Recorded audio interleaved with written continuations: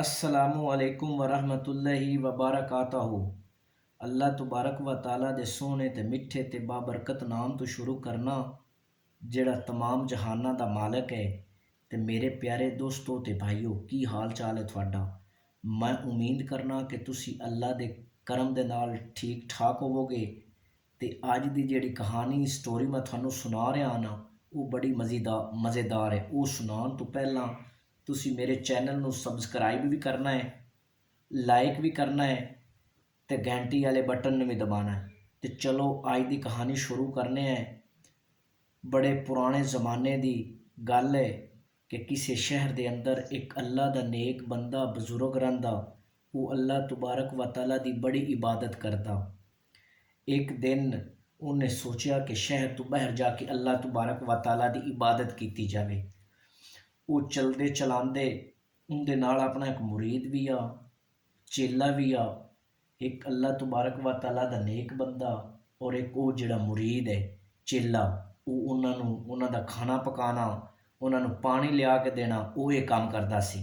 वो दोनों अल्लाह तबारक व तआला दा नेक बंदा बजुर्ग और चेला दोनों अपने शहर तो चलते चलाते बड़े दूर निकल गए, जंगल के अंदर चले गए। जदों जंगल के अंदर चले गए ना, अल्लाह तबारक व तआला दा नेक बंदा हर नमाज तो बाद, इबादत करन तो बाद दुआ मंगे कि या खालके कैनात, या मालके कैनात, अगर मैं मुल्क दा सदर बन जावां, अगर मैं मुल्क दा बादशाह बन जावां, तो मैं लोगों के नाल अच्छा सलूक करांगा, लोगों के नाल भलाई करांगा, मुल्क दे अंदर बहुत अच्छे अच्छे काम करवावांगा, नेकी नू फैलावांगा। ये वो अल्लाह तबारक व तआला दा जिहड़ा बजुर्ग है बंदा है, वो ये इबादत दे अंदर दुआ दे अंदर मंगे। तो जिहड़ा मुरीद है ना, चेला है, वो भी अपनी इबादत करता सी। वो दुआ दे अंदर की मंगदा सी? वो मंगदा सी, या खालके कैनात, या मालके कैनात, अगर मैं मुल्क दा सदर बन जावां, अगर मैं मुल्क दा बादशाह बन जावां, तो मैं बहुत बुराई फैलावांगा, नेकी ख़त्म कर देवांगा, मैं चोर डाकुआं दा साथ देवांगा। जिहड़े नेक अफसर ने उन्होंने मैं जेलों के अंदर बंद कर देवांगा, और जेलों के अंदर जिहड़े चोर डाकू ने उन्होंने रिहा करके उन्होंने अफसर बना देवांगा। मुख्तसर वक्त गुजरता गया, काम चलता गया। वो अल्लाह ताला दा नेक बंदा भी दुआ मंगता रहा, वो चेला वो भी दुआ मंगता रहा। वक्त गुजरता गया, वो अल्लाह ताला दा नेक बंदा जिहड़ा है ना, वो बुढ़ा हो गया। पहले तो जिहड़ा मुरीद चेला सी, वो दुआ दिल के अंदर मंगता। जदों वो बजुर्ग बुढ़ा हो गया ना, तो उस चेले ने, मुरीद ने ऊंची दुआ मंगनी कर दी, शुरू कर दी कि या खालके कैनात, या मालके कैनात, अगर मैं सदर बन जावां मुल्क दा, अगर मैं बादशाह बन जावां, तो मैं चोरां डाकुआं दा साथ देवांगा, बड़े बुरे बुरे काम करवावांगा, अच्छाई ख़त्म कर देवांगा। तो जदों वो गल्लां करे ना, उस बुजुर्ग ने सुन लिया। बुजुर्ग दे दिल के अंदर ख्याल आया, मेरी दुआ कबूल होवे ना होवे, इस चेले दी, इस मुरीद दी दुआ कबूल हो जानी। मुख्तसर एक दिन उस बुजुर्ग तो राशन पानी खत्म हो गया। बुजुर्ग ने उस चेले नूं आख्या, इस तरह कर, जिहड़ा भी कोई करीब शहर आवे उत्थों जा समान ले आ, समान खत्म हो गया है। चेला चलदा चलांदा चलदा जा रहा है। रात हो गई, रात नूं भी चलदा जा रहा है। सुबह जिस टाइम वो पहुंचा है ना, कि वेखदा एक शहर का दरवाज़ा है। उस शहर के दरवाजे ते पहुंचा, दरवाजे नूं खटखटाया है। जदों दरवाजे नूं उन्हें खटखटाया है ना, अंदरों लोग आए ने। उन्होंने उस चेले नूं पकड़ के बादशाह बना दिता। बादशाह क्यों बनाया?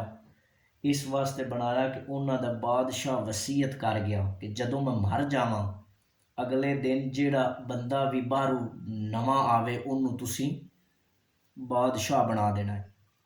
मुख्तसर उस चेले नूं, उस बंदे नूं उन्होंने बादशाह बना दिता। उस बादशाह ने पहला हुक्म दिता कि जिहड़े भी बहुत अच्छे अफसर ने उन्होंने सारिਆਂ ਨੂੰ कैद कर दिओ। उन्होंने ना जेलों के अंदर बंद कर दिता। दूसरा बादशाह ने हुक्म दिता, जिहड़ा जेलों के अंदर जुरैम पेशा लोग ने ਬੰਦੇ ਨੇ, ਚੋਰ ਡਾਕੂ ਨੇ, ਉਹਨਾਂ ਨੂੰ ਰਿਹਾਅ ਕਰ ਦਿੱਤਾ ਜਾਵੇ। ਉਹ ਰਿਹਾਅ ਹੋ ਗਏ, ਉਹਨਾਂ ਨੂੰ ਉਹਨੇ ਅਫਸਰ ਬਣਾ ਦਿੱਤਾ। ਮੁਖਤਸਰ ਗੱਲ ਕਰਾਂ ਕਿ ਉਸ ਮੁਲਕ ਦੇ ਅੰਦਰ ਮਜ਼ੀਦ ਹਾਲਾਤ ਖਰਾਬ ਤੋਂ ਖਰਾਬ ਹੋ ਗਏ।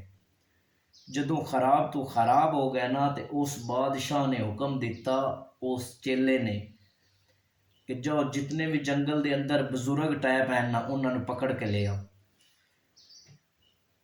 ਜਿਹੜੇ ਅੱਲਾਹ ਤਾਲਾ ਦੀ ਇਬਾਦਤ ਕਰਦੇ ਨੇ। ਉਹਨਾਂ ਲੋਕਾਂ ਨੂੰ ਪਕੜ ਕੇ ਲੈ ਆਂਦਾ। ਉਹਦੇ ਵਿੱਚ ਉਹਦਾ ਉਹ ਜਿਹੜਾ ਬਜ਼ੁਰਗ ਸੀ, ਜਿਹੜਾ ਪੀਰ ਉਹਨੇ ਬਣਾਇਆ ਹੋਇਆ ਸੀ, ਉਹ ਬਜ਼ੁਰਗ ਵੀ ਆ। ਮੁਖਤਸਰ ਉਹਨੇ ਸਾਰੇ ਜਿਹੜੇ ਉਹ ਬਜ਼ੁਰਗ ਨੇ ਉਹਨਾਂ ਦਾ ਸਰ ਕਲਮ ਕਰਵਾ ਦਿੱਤਾ।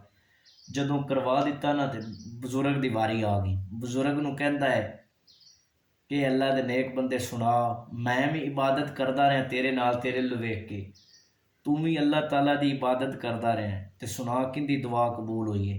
ਹੁਣ ਮੈਂ ਤੇਰੇ ਵਾਸਤੇ ਸਿਰਫ ਇਤਨੀ ਰਹਿਤ ਕਰ ਸਕਣਾ ਕਿ ਅੱਜ ਤੋਂ ਬਾਅਦ ਇਹ ਜਿਹੜੇ ਮੇਰੇ ਸ਼ਹਿਰ ਦੇ ਕਰੀਬ ਜੰਗਲ ਹੈ, ਇੱਥੇ ਵੀ ਤੂੰ ਨਜ਼ਰ ਨਾ ਆਵੇਂ, ਕਦੇ ਦੂਰ ਨਿਕਲ ਜਾ ਅਗਰ ਤੂੰ ਬਚਣਾ ਹੈ ਤਾਂ। ਮੁਖਤਸਰ ਕਰਾਂ ਦੋਸਤੋ, ਗੱਲ ਕਰਨ ਦਾ ਮਕਸਦ ਇਹ ਹੈ ਕਿ ਜੈਸੇ ਇਨਸਾਨ ਹੋਣਗੇ, ਅੱਲਾਹ ਤਬਾਰਕ व ਤਾਲਾ ਉਹਨਾਂ ਇਨਸਾਨਾਂ 'ਤੇ ਉਹ ਜਿਹੇ ਹੁਕਮਰਾਨ ਮੁਸੱਲਤ ਕਰ ਦੇਵੇਗਾ। ਤੇ ਅੱਜ ਜਿਹੜਾ ਸਾਡਾ ਸਮਾਜ ਹੈ, ਮੁਆਸ਼ਰਾ ਹੈ, ਇਹਦੇ ਵਿੱਚ ਦੋਸਤੋ ਹਰ ਬੰਦੇ ਨੂੰ ਇਹ ਨਹੀਂ ਕਹਿਣਾ ਚਾਹੀਦਾ ਕਿ ਸਾਡਾ ਹੁਕਮਰਾਨ ਠੀਕ ਹੋਵੇਗਾ ਤੇ ਹਾਲਾਤ ਠੀਕ। ਹਰ ਬੰਦਾ ਜਿਤਨੀ ਦੇਰ ਤੱਕ ਆਪਣੇ ਆਪ ਨੂੰ ਠੀਕ ਨਹੀਂ ਕਰਦਾ, ਉਤਣ ਤੱਕ ਕਿਸੇ ਵੀ ਮੁਲਕ ਦਾ ਨਿਜ਼ਾਮ ਠੀਕ ਨਹੀਂ ਹੋ ਸਕਦਾ। ਇਸ ਵਾਸਤੇ ਹਰ ਬੰਦੇ ਦਾ ਇੱਕ ਕਿਰਦਾਰ ਹੁੰਦਾ ਹੈ, ਉਹਨੂੰ ਆਪਣਾ ਕਿਰਦਾਰ ਅਦਾ ਕਰਨਾ ਚਾਹੀਦਾ। ਹਰ ਬੰਦੇ ਨੂੰ ਆਪਣੀ ਕੋਸ਼ਿਸ਼ ਕਰਨੀ ਚਾਹੀਦੀ ਹੈ, ਤਾਂ ਹੀ ਹਾਲਾਤ ਠੀਕ ਹੋ ਸਕਦੇ ਨੇ। ਤੇ ਮੈਂ ਇਹ ਮੈਸੇਜ ਦੇਣਾ ਚਾਹਾਂਗਾ ਕਿ ਅੱਲਾਹ ਤਬਾਰਕ व ਤਾਲਾ ਸਾਨੂੰ ਸਾਰੇ ਮੁਸਲਮਾਨ ਭਾਈਆਂ ਨੂੰ ਨੇਕੀ ਫੈਲਾਉਣ ਦੀ ਤੌਫੀਕ ਅਤਾ ਫਰਮਾਏ, ਔਰ ਬੁਰਾਈਆਂ ਤੋਂ ਬਚਣ ਦੀ ਤੌਫੀਕ ਅਤਾ ਫਰਮਾਏ। ਅੱਲਾਹ ਨਿਗਹਿਬਾਨ।